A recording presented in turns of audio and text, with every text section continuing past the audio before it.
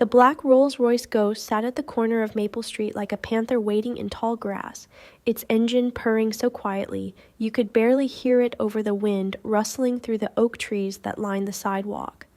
Inside, Frank Costello sat perfectly still in the driver's seat, one hand resting on the steering wheel, the other draped over the center console where a leather briefcase sat waiting.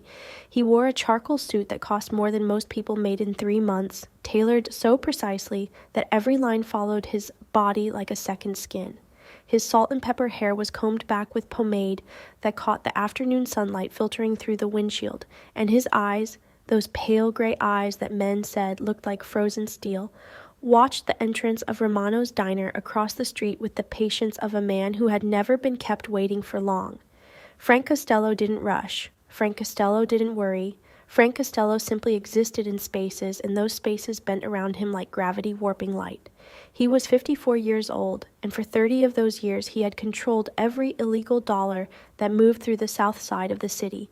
From the docks where shipments arrived in the dead of night to the backroom poker games where policemen and politicians lost their salaries and their dignity. He owned restaurants that never served food, laundromats that never washed clothes, and construction companies that never built anything except his fortune. But Frank's greatest source of pride wasn't the money or the fear or even the power. It was control, absolute and total control over every element of his world, including the massive creature that sat in the passenger seat beside him. You're about to hear the chilling secret. Stick with us until the end.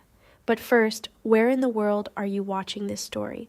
Comment your location below. Brutus was a Cane Corso, a breed that looked like someone had carved a dog out of midnight and brought it to life with pure menace. He weighed 130 pounds of solid muscle that rippled under his jet black coat whenever he shifted position, which wasn't often because Brutus had been trained since puppyhood to be still, to watch, to wait. His head was enormous, wider than a man's chest, with jaws that could snap a baseball bat in half if Frank gave the command. But the most striking thing about Brutus wasn't his size or his strength, it was his silence. In the 7 years Frank had owned him, Brutus had barked exactly 4 times. Once when a rival gang member pulled a gun in Frank's own living room, once when a gas leak filled the basement and the dog smelled it before the detector went off, once when a rattlesnake slithered across the path during a walk in the desert outside Las Vegas, and once when Frank's nephew tried to poison his drink at a family dinner. 4 times in 7 years, and each time Brutus had been right to bark.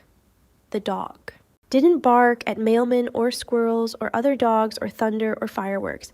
If Brutus barked, something was genuinely, seriously, life-threateningly wrong, and Frank had learned to treat that bark like a fire alarm in a building full of gasoline.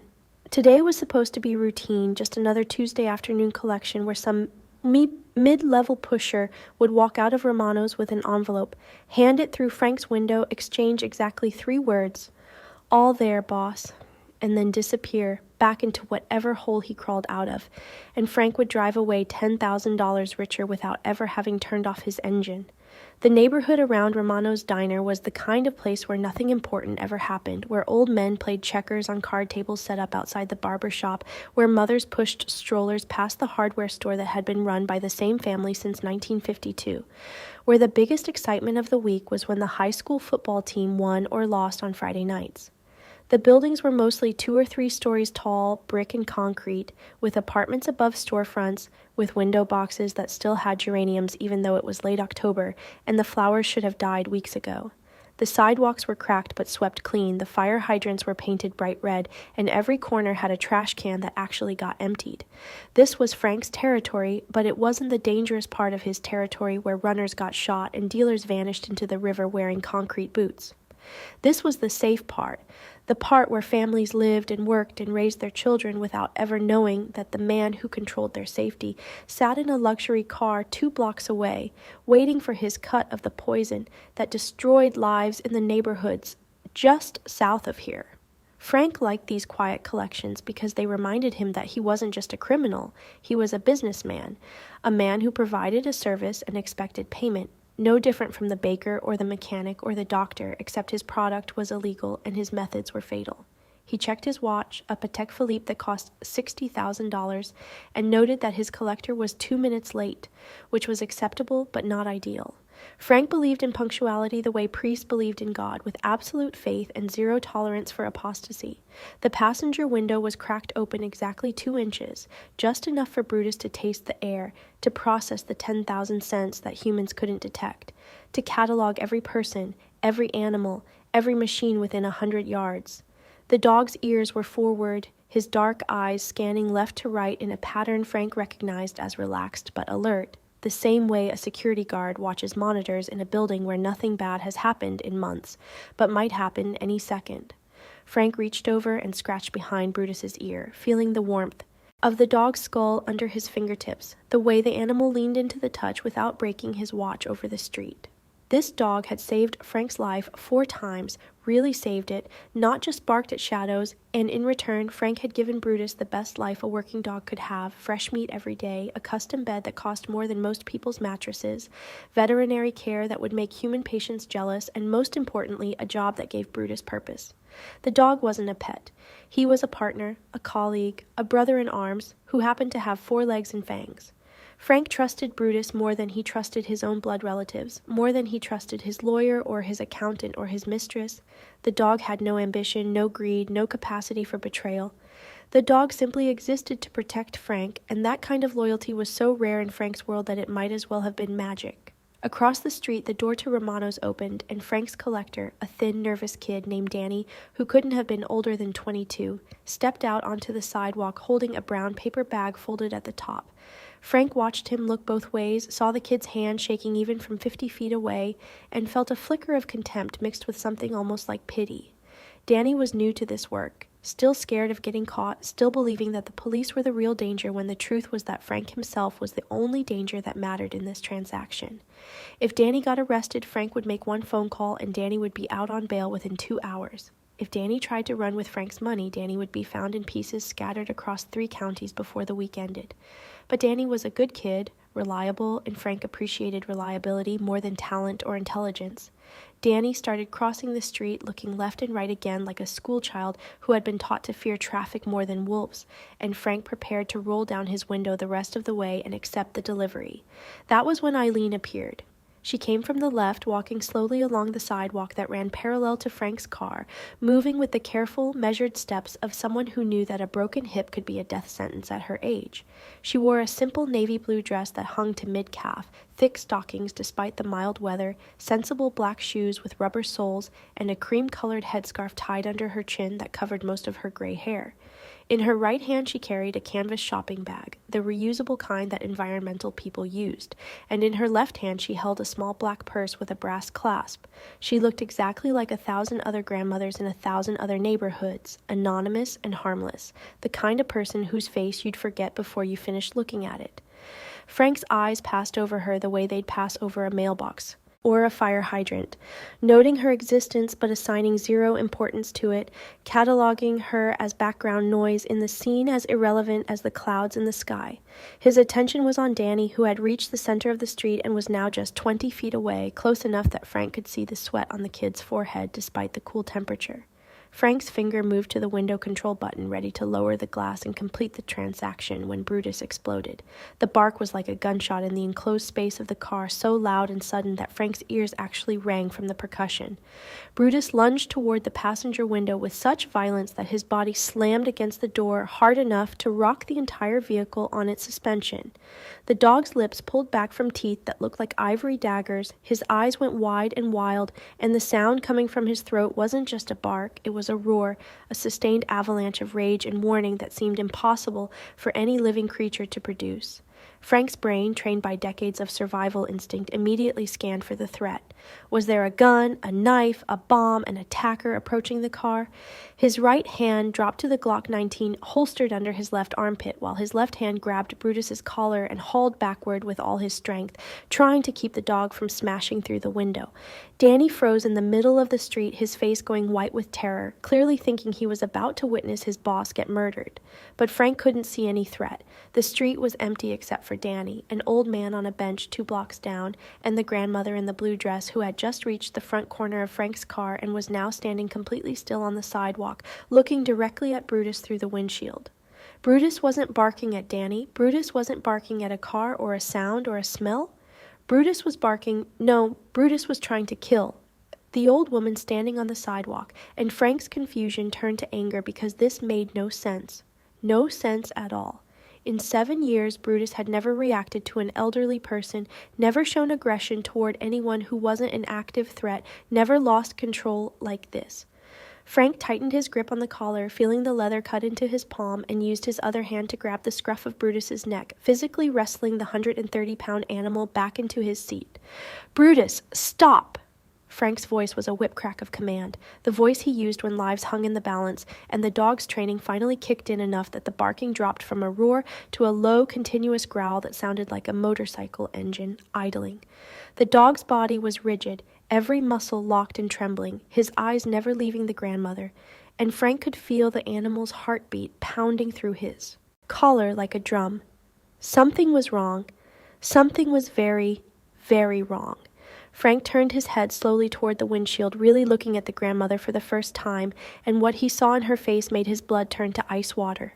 She wasn't running, she wasn't screaming, she wasn't backing away or looking for help or showing any of the normal human reactions to having a 130-pound attack dog trying to break through glass to tear her apart. Instead, she was looking at Brutus with an expression that Frank had seen before on his own face when one of his men screwed up a simple job. Disappointment mixed with a kind of weary disapproval. The look a teacher gives a student who keeps making the same mistake over and over. Then her eyes shifted from the dog to Frank, and for a moment, just a single frozen moment, Frank felt something he hadn't felt in decades.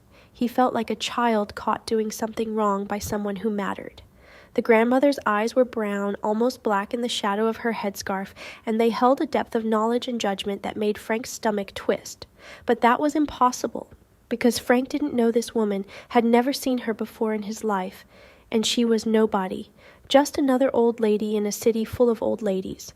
He shook off the feeling, let his anger resurface to burn away the confusion, and with his left hand still controlling Brutus, he used his right hand to jab the window control button, lowering the driver's side window exactly 4 inches, just enough to speak through. "Keep walking, old lady," Frank said, his voice carrying the weight of 30 years of making people obey him, 30 years of having his words treated as law. "This dog kills. You don't want to find out what happens if I let him go." His words were designed to terrify, to send the woman scurrying away in fear, to reassert his control over the situation and over the space around him. But the grandmother didn't move. She shifted her canvas bag from her right hand to her left, adjusted her purse strap on her shoulder, and then spoke in a voice that was quiet but somehow carried through the partially open window as clearly as if she were sitting in the back seat. "That animal hasn't been taught respect, Frank. That's your failing, not his." The use of his name hit Frank like a physical blow, like someone had reached into his chest and squeezed his heart with a cold fist.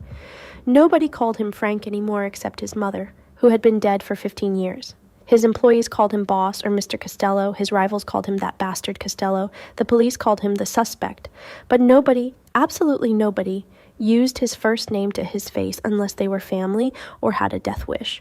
Frank kicked open his car door with enough force to make it swing wide and slam against its hinges, and he stepped out onto the street, his full 6'2" frame unfolding from the driver's seat, his hand still inside his jacket where the Glock waited. Brutus tried to follow, but Frank pointed back at the passenger seat and barked, "Stay!"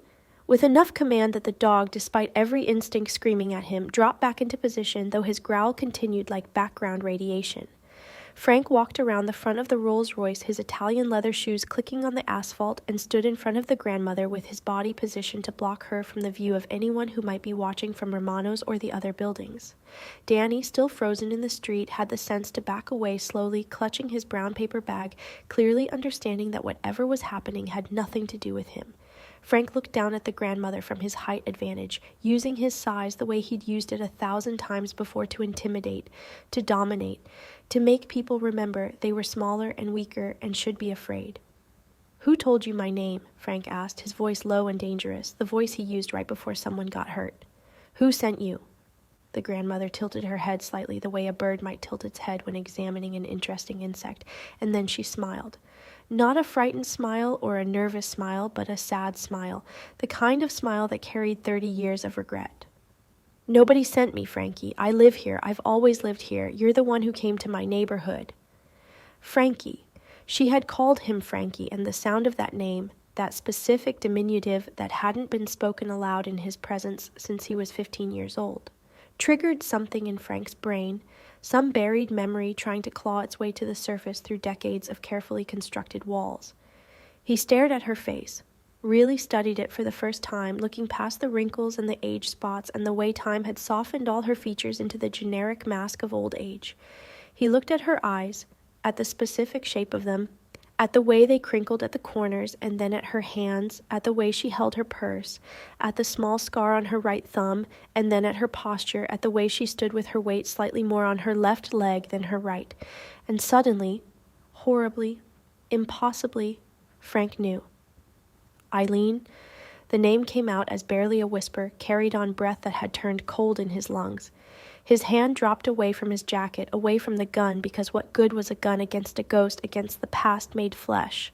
Eileen McCarthy had been his mother's best friend, the woman who lived 3 doors down from Frank's childhood home in the cramped apartment building where roaches outnumbered people and the heat worked 3 months out of 12. Eileen had been the woman who babysat Frank when his mother pulled double shifts at the hospital laundry, the woman who made him hot chocolate and peanut butter sandwiches, the woman who helped him with his arithmetic homework and told him stories about Ireland where she'd been born before coming to America as a young bride. Eileen had been there the night Frank's father walked out and never came back, had been there when Frank got suspended from school for breaking another kid's nose, had been there the Christmas when Frank's mother cried because she couldn't afford presents. And Eileen had been there one particular night, one specific, horrible night, that Frank had spent 35 years trying to forget, trying to bury so deep in his memory that it might as well have never happened. Eileen nodded slowly, her sad smile growing a fraction wider, and Frank felt the street tilt underneath him like the deck of a ship in rough seas. "It's been a long time, Frankie. You've done well for yourself." Her words were gentle, but they carried an edge underneath like velvet wrapped around broken glass. Frank's mind was racing, calculating, trying to figure out how this was possible, how the woman who had known him as a skinny, scared 10-year-old with bruises from his father's belt and hunger pains from too many skipped meals could be standing here in front of his $60,000 car wearing a $5 dress, looking at him like he was still that same scared kid.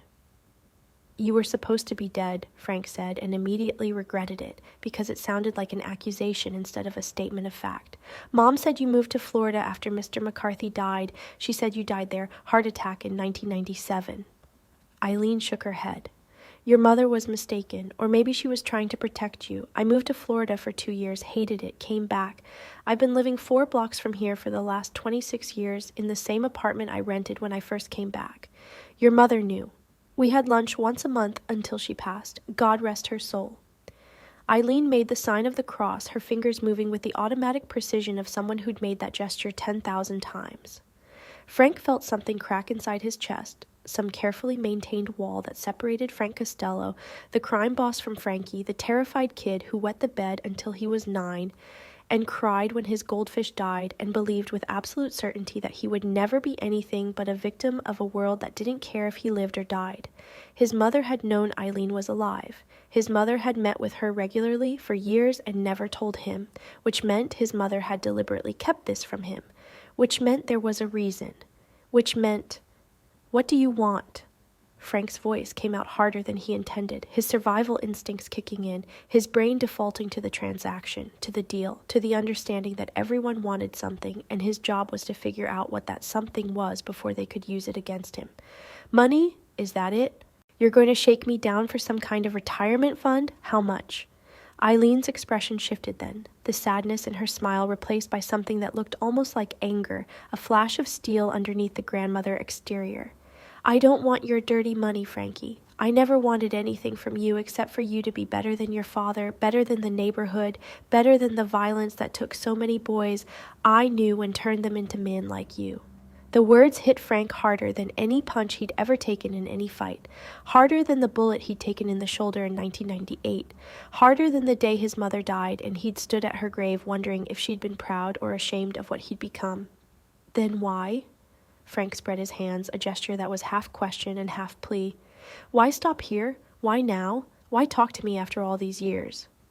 Inside the car, Brutus had gone quiet, his growl finally stopping, but Frank could see the dog's reflection in the Rolls-Royce's paint, could see that Brutus was sitting perfectly still now, watching the grandmother with the same intensity he usually reserved for Frank, and that observation sent a chill down Frank's spine because it meant the dog had recognized something in this old woman, some quality that superseded Frank's authority, some primal force that even an attack dog understood and respected. Eileen shifted her canvas bag again, and when she spoke, her voice carried a weight that made Frank's knees feel weak. "Because you've been hurting people in my neighborhood, Frankie. Because your men have been coming around, shaking down Mrs. Chen, who owns the corner market, threatening Mr. Patel, who runs the gas station, making life hard for people who are just trying to survive the same way your mother tried to survive. Because I thought maybe, just maybe, if I reminded you of who you used to be, you might remember that you're not just a monster. You're also a boy who cried when we read Where the Red Fern Grows together, a boy who said he wanted to be a fireman when he grew up, a boy who promised his mother he'd be good." The memory hit Frank like a freight train. He was 11 years old, sitting on Eileen's couch that smelled like lavender and old books, crying so hard he couldn't breathe because the dogs in the story had died, saving their owner, and Eileen had held him and told him it was okay to cry. That crying meant he had a good heart, that the world needed people with good hearts. And then the other memory, the one he'd been trying not to think about, the one that Eileen's presence had been dragging toward the surface like a body rising from deep water. He was 14 years old, standing in an alley behind the grocery store where he'd just helped two older boys rob the register, holding a gun for the first time, his hands shaking so badly he could barely keep the weapon pointed in the right direction. The owner had come out the back door unexpectedly, had seen Frank's face, and Frank was supposed to shoot. Was supposed to prove himself, was supposed to become a man by taking a life. But he couldn't do it. He'd stood there frozen while the owner ran, and the older boys cursed him and called him worthless and said he'd never amount to anything in their world. Frank had gone home that night covered in shame and fear, terrified that the older boys would kill him for failing, terrified that he'd be trapped in poverty forever because he was too weak to do what needed to be done.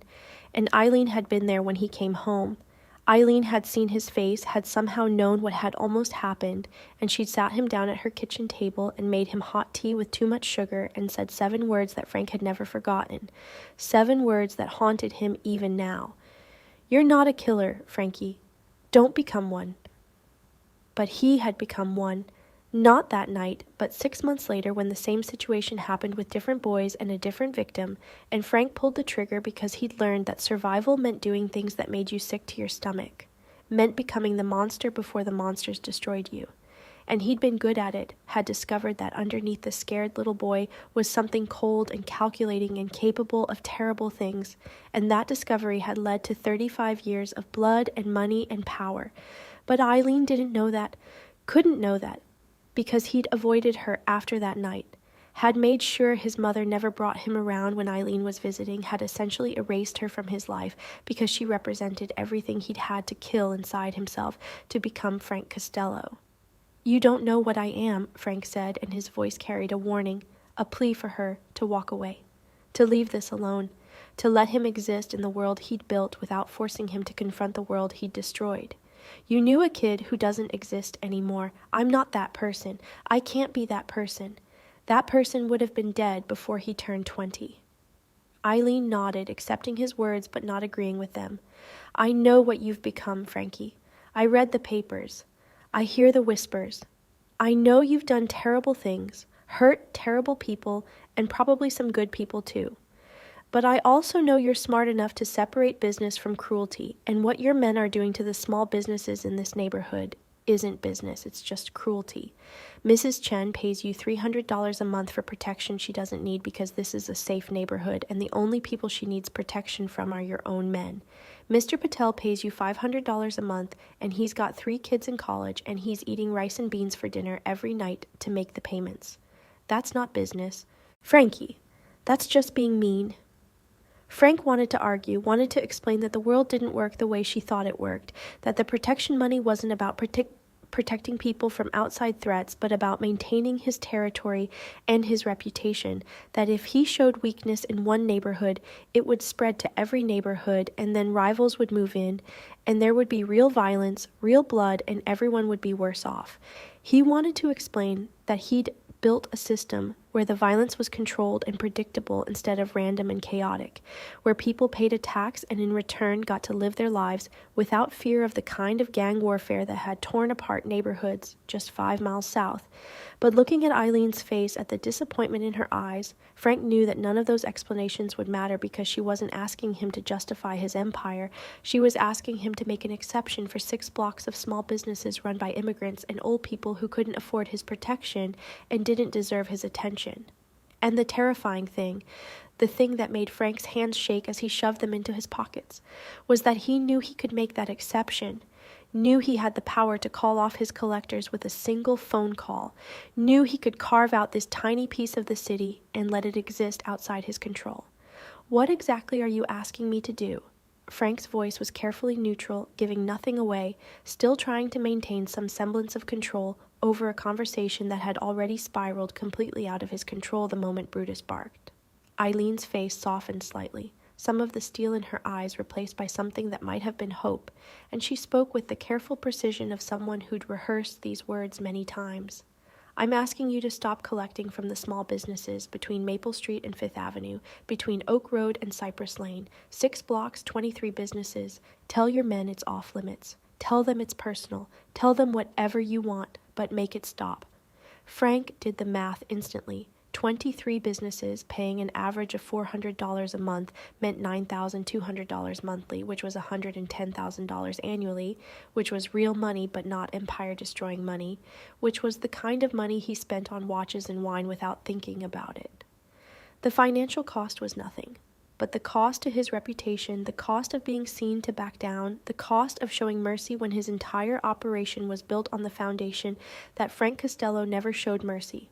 That cost could be catastrophic.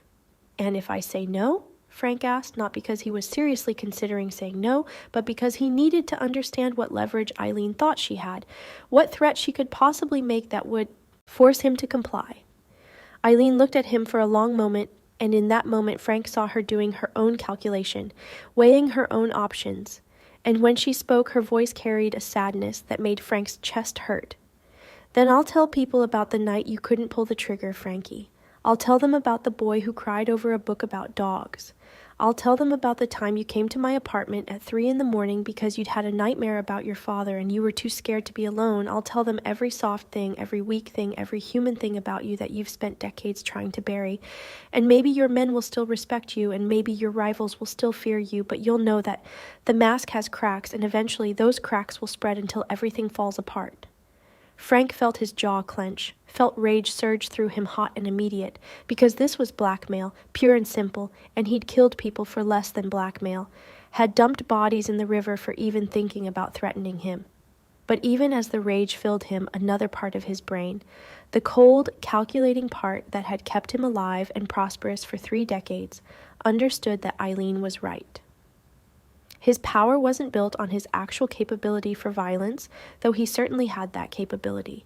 His power was built on the myth of Frank Costello, on the story that he was something more than human, something cold and merciless and unstoppable. And myths were fragile things easily shattered by contradictory evidence, by stories that revealed the human underneath the monster. If word got out that Frank Costello had been too weak to kill when he was 14, if his rivals learned that he'd once been soft, once been vulnerable, once been scared, they'd test him. They'd push back against his control, probe for other weaknesses, and eventually someone would get brave enough or desperate enough to make a real move, and then the carefully maintained peace that Frank had built would collapse into war. But there was something else happening here, something underneath the blackmail, and Frank realized with a sick feeling in his stomach that Eileen wasn't really threatening him with exposure. She was threatening him with the truth. She was forcing him to confront the fact that he remembered being that scared kid, that some part of him still was that scared kid, that all the violence and money and power in the world couldn't change the fundamental reality of who he'd been and who he might have become if the world had been different. "You're really going to blackmail me?" Frank's voice came out quieter than he intended, almost hurt, and he hated himself for showing that vulnerability. After everything, after knowing me, knowing my mother, you're going to threaten me?" Eileen shook her head slowly. "I'm not threatening you, Frankie. I'm reminding you, I'm giving you a chance to be the person your mother raised you to be, even if it's just for 6 blocks, even if it's just for 23 small businesses. I'm asking if there's anything left of that boy who cried over dead dogs, or if you've killed him completely." The question hung in the air between them like smoke, and Frank couldn't answer because he didn't know the answer, had spent so long being Frank Costello that he genuinely wasn't sure if Frankie had ever really existed or if that had just been a temporary stage before the real person emerged. He looked at Eileen's face, at the wrinkles and the age and the absolute certainty in her eyes, and then he looked back at his car where Brutus sat in the passenger seat, perfectly still now, no longer growling, just watching. The dog's dark eyes were locked on Eileen, and Frank realized with a jolt that Brutus had submitted to her, had recognized in this old woman some quality of authority that superseded Frank's own. The dog who only barked at real threats, who'd saved Frank's life 4 times, who was trained to kill on command, that dog was looking at Eileen the way he looked at Frank, with respect and obedience and something that might have been love. Frank pulled his right hand from his pocket and saw that it was shaking, actually trembling like he'd developed palsy, and he shoved it back into his pocket before Eileen could see. His jaw worked silently for a moment, grinding teeth together, fighting against the part of himself that wanted to maintain control, to reassert dominance, to make this old woman understand that he was dangerous and she was vulnerable and she should be afraid. But that part was losing the battle against another part, a quieter part, a part that remembered hot chocolate and peanut butter sandwiches and someone telling him that crying meant he had a good heart. "I'll make a call," Frank said finally, his voice rough, each word feeling like he was pulling it out of his chest with pliers. "I'll tell my people to back off those blocks. But this is it, Eileen. This is the only time. Don't ever ask me for anything again, and don't ever threaten me again, because next time I won't be able to stop what happens." Eileen's face transformed, the steel and the sadness replaced by something that looked like genuine joy, like Frank had just given her the greatest gift she'd ever received, and she reached out, actually reached out, and put her wrinkled hand on Frank's arm. He flinched from the touch, instinct and training screaming at him to pull away from any unexpected physical contact, but he forced himself to stand still, to let her fingers rest on his expensive suit sleeve. "Thank you, Frankie. Your mother would be proud." The words were a knife in Frank's heart, not because they were cruel, but because they were kind, because Eileen actually believed them, actually thought that this tiny concession, this meaningless gesture, would somehow redeem 35 years of murder and extortion and corruption. His mother wouldn't be proud. His mother had died ashamed of what he'd become, had refused his money, had lived in the same cramped apartment until the end, even though Frank had tried to buy her a house, had tried to give her everything she'd never had. She'd looked at him during their last conversation 3 days before the cancer finally took her and said, "I don't know you anymore, Francis. I don't know where my son went." And now Eileen was claiming his mother would be proud because he'd agreed to stop extorting a few dozen people who couldn't pay anyway. But Frank didn't say any of that. He just nodded, pulled his arm away from Eileen's touch, and stepped back toward his car. "I need to go. I have business." Eileen smiled at him, that same sad smile, and adjusted her canvas bag on her shoulder. "I know you do, but thank you, Frankie. This matters to people. It matters to me." She turned to walk away, and Frank should have gotten in his car immediately, should have started the engine and driven away and called his people and given the order and never thought about this again. But instead he stood there, frozen, watching Eileen walk along the sidewalk toward the corner, her slow, careful steps, her simple dress, her headscarf. She was 5 feet away, then 10 feet, then 15, and Frank was about to turn away when Eileen stopped, turned back, and walked up to the passenger side of the Rolls-Royce where Brutus sat watching her through the window. Frank's hand dropped to his gun again, instinct screaming at him that this was danger, that Brutus might attack, that he needed to be ready to pull Eileen away before the dog took her hand off. But Eileen didn't show any fear. She raised her right hand slowly, deliberately, and placed her palm flat against the passenger window, directly in front of Brutus's face.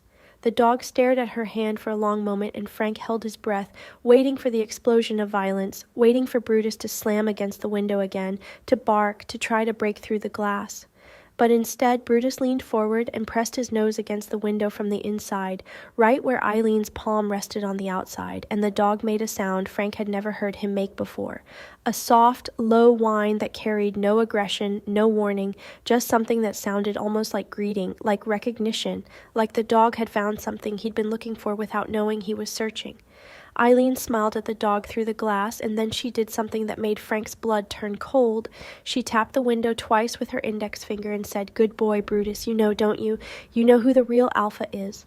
Then she looked at Frank over the roof of the car, and her eyes held a knowledge that was absolute and terrifying. "Animals always know, Frankie. They can't be fooled by expensive suits or tough words. They see what's real." She patted the window one more time, and Brutus's tail, which Frank had trained to never wag, to never show happiness or excitement, because those emotions made a guard dog less effective, moved. Just once, just a single sweep back and forth. But it moved, and that movement was a betrayal more profound than any human betrayal Frank had ever experienced. Eileen stepped back from the car, adjusted her headscarf, and continued her walk down the sidewalk, turning the corner at the end of the block and disappearing from view. Frank stood in the middle of the street for a full minute, maybe longer, his brain refusing to process what had just happened, refusing to accept that his attack dog, his trained killer, his loyal companion of 7 years, had just submitted to a 70-year-old grandmother who smelled like lavender and carried a canvas shopping bag. He walked slowly to the driver's side door, opened it, and slid back into his seat. Brutus turned to look at him, and Frank could have sworn he saw something different in the dog's eyes, some new assessment, some recalibration of hierarchy. "Don't look at me like that," Frank muttered, but his voice carried no command, no authority, just exhaustion. He started the engine, and the Rolls-Royce purred to life, all that German engineering responding instantly to his touch. Danny had vanished. Probably ran back into Romano's the moment the confrontation started, which meant Frank would have to collect his money later, which meant his perfectly ordered day had been completely destroyed by 5 minutes with a woman he'd spent 35 years trying to forget. Frank pulled away from the curb and drove in the opposite direction from where Eileen had walked, heading back toward his real territory, toward the industrial section where his legitimate fronts and illegal operations coexisted in careful balance. He drove for 10 minutes in complete silence, his hands tight on the steering wheel, his mind racing through calculations and consequences and possibilities. He should ignore Eileen's request. He should call his collectors and tell them to double the pressure on those 6 blocks to make an example of Mrs. Chen and Mr. Patel, to show everyone in the city that Frank Costello didn't negotiate with old women who lived on Social Security and memories. That's what he should do. That's what the smart move was, the strategic move, the move that maintained his power and his reputation. But he wasn't going to do that, and he knew he wasn't going to do that because Eileen had been right about one thing. There were cracks in the mask, and he could feel them spreading every second he thought about her face, her words, her hand on Brutus's window. He pulled into the parking lot of one of his warehouses. Officially a storage facility for restaurant supplies, actually a distribution point for cocaine and heroin moving through the port, and killed the engine. Brutus remained perfectly still beside him, waiting for instruction, waiting for purpose. Frank pulled out his phone, a custom encrypted device that cost $15,000 and was supposedly impossible to trace or hack, and he scrolled through his contacts until he found Sal Marchetti, his head of collections for the Northside Territories. The phone rang twice before Sal's gravelly voice answered. "Boss, what's up?" Frank took a breath, held it, and then spoke with a calmness he didn't feel. "Sal, I need you to pull our guys off the small business collections between Maple and 5th, Oak to Cypress, effective immediately." There was a pause on the other end, a pause that stretched long enough to be uncomfortable, and Frank knew what Sal was thinking. Why would the boss voluntarily give up income? Why would he show that kind of weakness? What had changed? "Boss, that's 23 accounts. That's $9,000 a month. Is there a problem with the collections? Are people not paying?" Sal's confusion was evident, but there was also suspicion underneath, the natural suspicion of a lieutenant who wondered if his boss was losing his edge, losing his mind, losing the cold calculation that kept their organization running smoothly. Frank squeezed his phone hard enough that the case creaked. "No problem. I'm just cutting those accounts loose. Personal reasons. Tell the guys it's my decision, no questions. Anyone asks, you tell them I said it's off limits permanently." Another pause, shorter this time. You got it, boss. I'll make the calls, but the guys are going to wonder. I don't care what they wonder, Frank interrupted, his voice sharp enough to cut through whatever objection Sal was building. They get paid to follow orders, not to wonder. This is done. Confirm when it's handled. He ended the call before Sal could respond, before his lieutenant could ask more questions, before Frank had to explain something he couldn't explain even to himself. He sat in the parking lot for another 20 minutes, watching workers move pallets in and out of the warehouse, watching the sun drop lower in the western sky, watching Brutus watch him. Finally, when the silence became too heavy to bear, Frank spoke to the dog. What did you see in her? His voice was quiet, conversational, the voice he used when it was just him and Brutus and no one else was listening. What made you bark? What made you submit?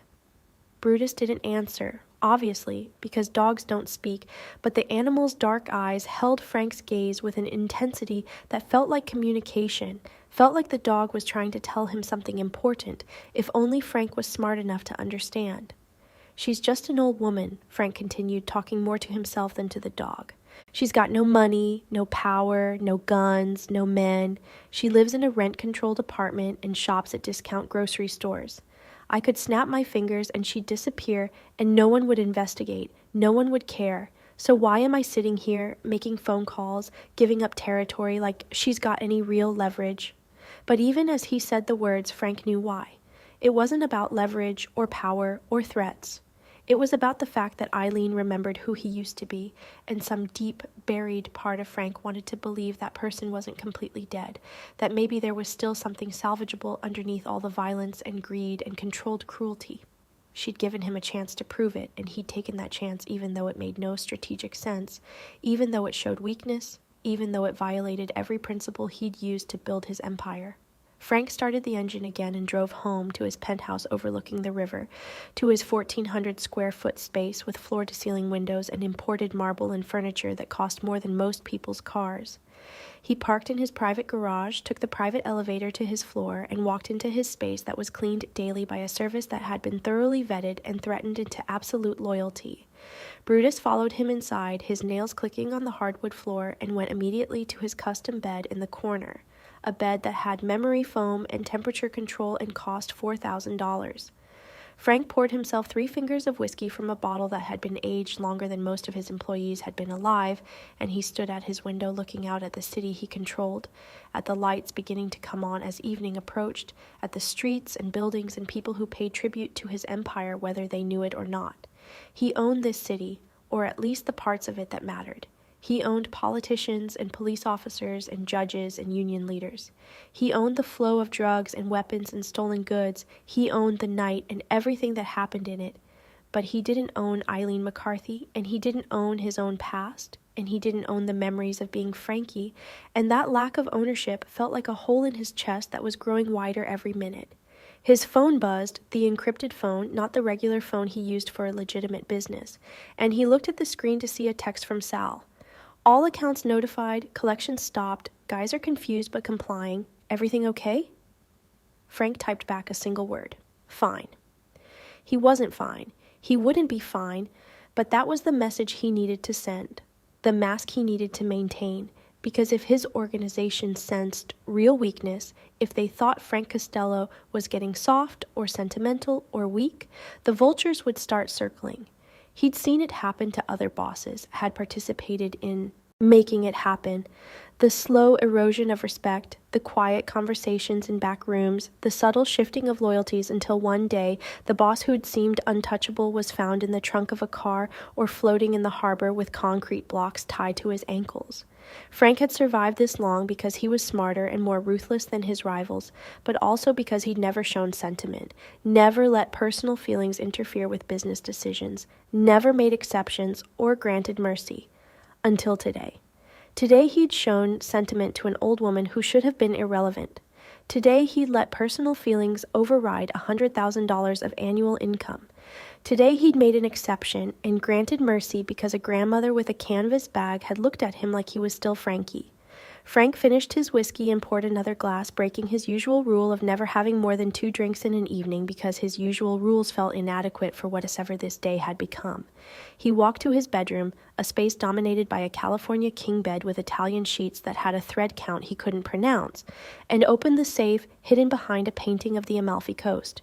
Inside the safe were things that mattered: cash, bearer bonds, passports with different names, the deed to property in the Cayman Islands, and a small wooden box that he hadn't opened in 15 years. Frank pulled out the wooden box, carried it back to the living room, and sat on his leather couch that had cost $18,000 and felt like sitting on a cloud. He opened the box slowly, his hand steadier now that he'd made the decision to look inside, and stared at the contents. A photograph of his mother when she was young, maybe 30 years old, standing in front of the apartment building where Frank had grown up. She was smiling in the photo, really smiling, and standing next to her was a younger Eileen, probably 50 years old instead of 70, also smiling, both of them squinting into bright sunshine on what must have been a summer day.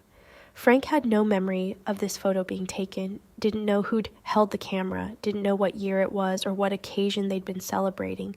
He'd found it in his mother's apartment after she died, tucked into a Bible that she'd kept by her bed, and he'd taken it without telling anyone, had put it in this box along with his mother's wedding ring and a mass card from her funeral. He stared at the photograph for a long time, at his mother's face, at Eileen's face, at the way they stood close together like sisters, like partners, like two women who'd survived difficult lives and found strength in each other. His mother had known Eileen was alive. His mother had met with her regularly. His mother had kept this photograph, which meant these women mattered to each other, which meant when Eileen said your mother would be proud, she wasn't. Guessing.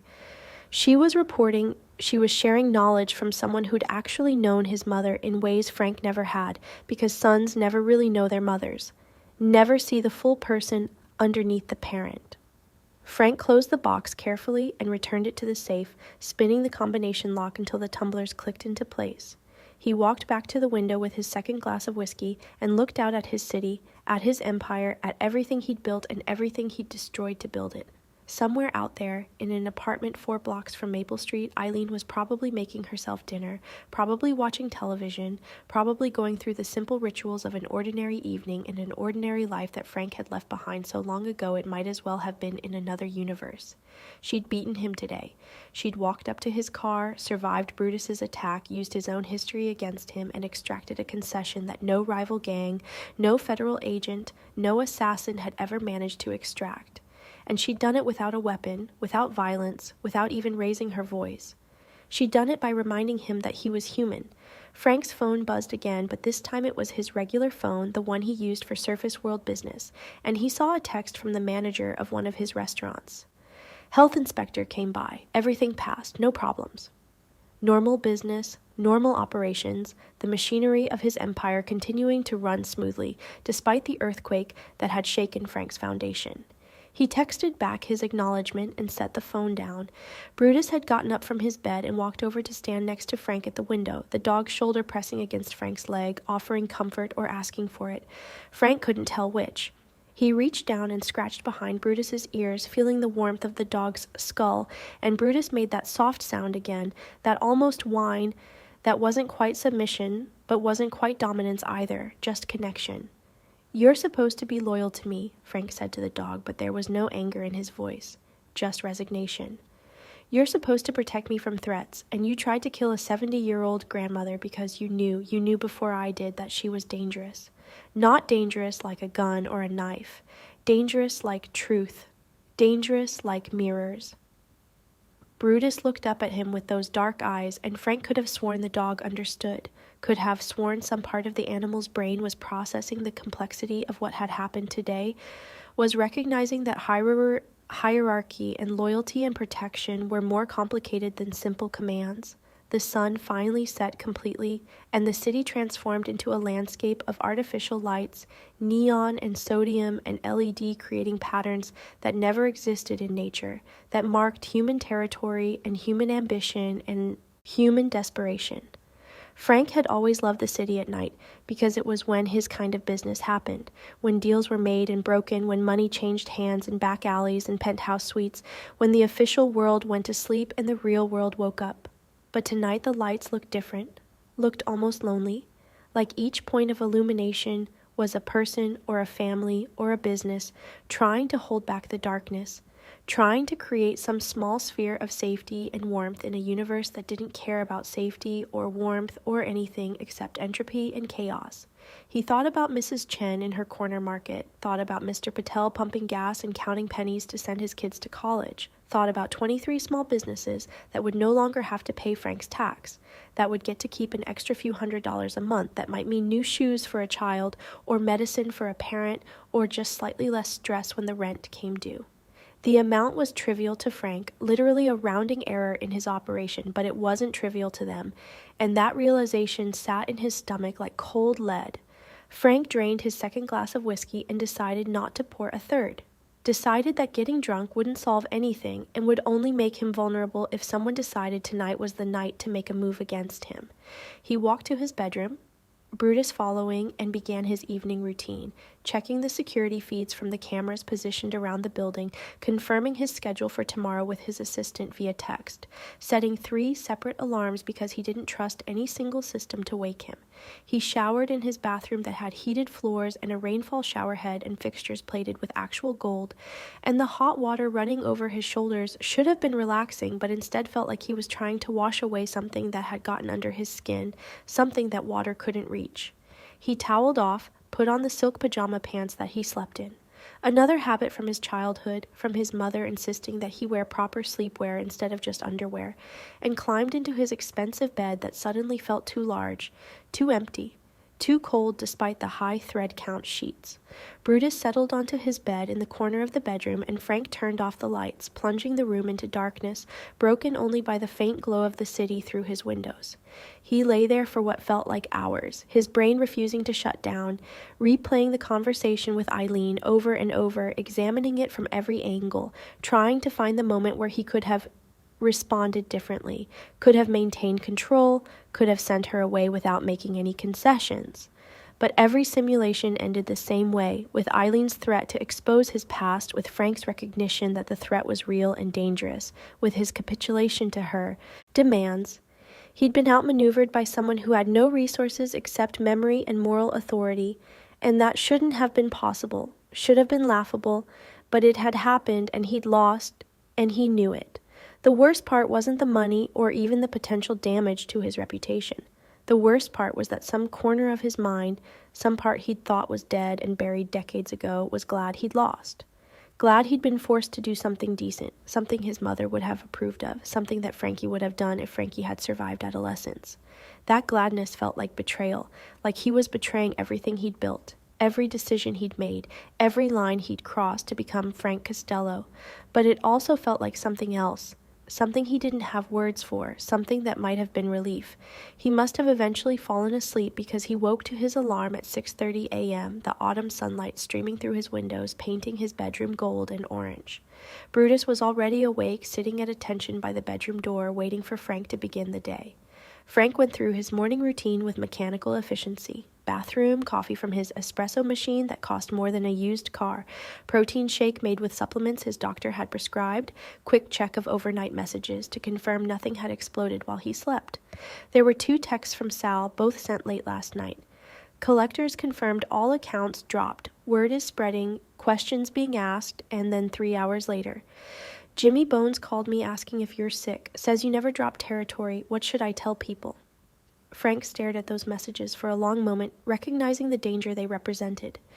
Jimmy Bones was a rival operator who controlled territory south of Frank's area, and if Jimmy was asking questions, it meant other people were asking questions, which meant the decision to back off 6 blocks was being interpreted as weakness rather than choice.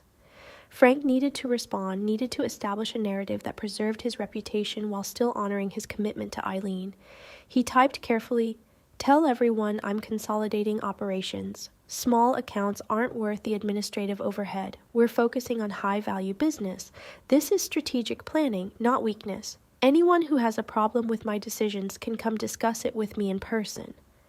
That should work. It reframed the concession as a business decision, made it sound like Frank was being efficient rather than sentimental, and the implied threat at the end, "Come discuss it with me in person," reminded everyone what happened to people who challenged Frank Costello. Sal responded almost immediately, "Perfect." I'll spread the word. That makes sense to everyone. Frank set down his phone and looked at Brutus, who was watching him with that same intense gaze from yesterday, and Frank wondered if the dog could smell lies, could detect the difference between what Frank said and what Frank felt. It's business, Frank said aloud to the dog, to himself, to the empty penthouse. It's just business. It's always been just business. But the words sounded hollow even to his own ears, sounded like something he needed to believe rather than something he actually believed. The day proceeded with ruthless normalcy. Meetings with his accountant about cash flow through various shell corporations, a lunch with a city councilman who was on Frank's payroll and needed instructions on how to vote regarding a zoning change that would benefit one of Frank's property developments, an afternoon visit to one of his strip clubs to remind the manager that Frank expected accurate reporting of income and wouldn't tolerate skimming. Frank moved through these activities with his usual cold efficiency, making decisions, giving orders, radiating the quiet authority that made people afraid to disappoint him or disobey him. But underneath the surface, underneath the mask, something had shifted. Every decision felt slightly more difficult. Every order felt slightly heavier, and every interaction reminded him that he was playing a role, the role of Frank Costello, crime lord, and that the role had consumed so much of him that he wasn't sure where the performance ended and the real person began, or if there even was a real person anymore. By the time evening arrived, Frank was exhausted in a way that had nothing to do with physical tiredness and everything to do with the mental strain of maintaining two contradictory truths: that he was a ruthless criminal who'd built an empire on fear and violence, and that he'd backed down to an old woman because she'd reminded him he used to cry over books about dogs. 3 days passed, then a week. Frank waited for consequences, for rivals to test his borders, for his own people to show signs of disrespect or mutiny, for the decision to abandon 6 blocks of territory to cascade into larger problems. But nothing happened. The story Sal had spread, that Frank was consolidating operations and focusing on high-value business, had apparently been accepted at face value, or at least nobody was willing to challenge it publicly. His collections continued everywhere else, his operations ran smoothly, and his reputation remained intact. If anything, some of his lieutenants seemed impressed that Frank was thinking strategically about efficiency rather than just maximizing income from every possible source. The narrative had worked. Frank had gotten away with showing mercy without anyone recognizing it as mercy. He should have been relieved, should have felt victorious for having navigated a dangerous situation without losing face or power. But instead he felt empty, felt like he'd won a battle, but lost something more important that he couldn't name. He found himself thinking about Eileen at odd moments. While signing papers in his office, while eating dinner at an exclusive restaurant, while lying in bed waiting for sleep.